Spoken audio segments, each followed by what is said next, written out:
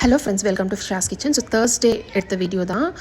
Dinner வந்து குடமிளகா சட்னி தான் ரெடி பண்ணியிருந்தேன். ஸோ அதை உங்களோட ஷேர் பண்ணலாம் அப்படின்னு சொல்லிட்டு. கண்டிப்பாக வந்து ரொம்ப டேஸ்டியாக இருக்கும். நீங்கள் கண்டிப்பாக ட்ரை பண்ணி பாருங்கள்.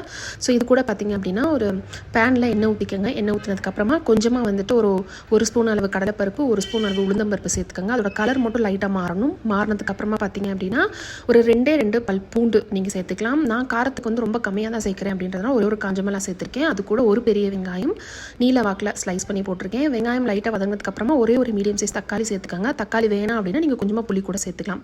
ஸோ இது நல்லா வதங்கினதுக்கப்புறமா கொஞ்சமாக மல்லித்தலையும் சேர்த்துக்கோங்க. சேர்த்துட்டு குடமிளகா இருக்குல்ல, அதை நல்லா சேர்த்துட்டு உப்பும் சேர்த்துட்டு குடமிளகா நல்லா வதங்கி வந்தால் அதோட டேஸ்ட்டும் நல்லாயிருக்கும். ஸோ அதனால் ஒரு 5 நிமிஷம் அளவு நீங்கள் நல்லாவே வந்து மூடி போட்டு வதக்கிக்கலாம். ஸோ வதக்கி எடுத்தீங்க அப்படின்னா சூப்பரான குடமிளகா சட்னி ரெடி. கண்டிப்பாக ட்ரை பண்ணி பாருங்கள். ஸோ அன்றைக்கி பார்த்தீங்க அப்படின்னா கொஞ்சமாக வந்து முட்டையை பொடி மாஸ் பண்ணியிருந்தேன், மீன் வறுத்திருந்தேன். ஸோ தோசையோட அல்டிமேட்டாக இருந்தது. ஸோ நாங்கள் படம் பார்த்துட்டு என்ஜாய் பண்ணிட்டு சாப்பிட்டோம். இன்னொரு வீடியோவில் பார்க்கலாம். தேங்க்யூ, பாய்.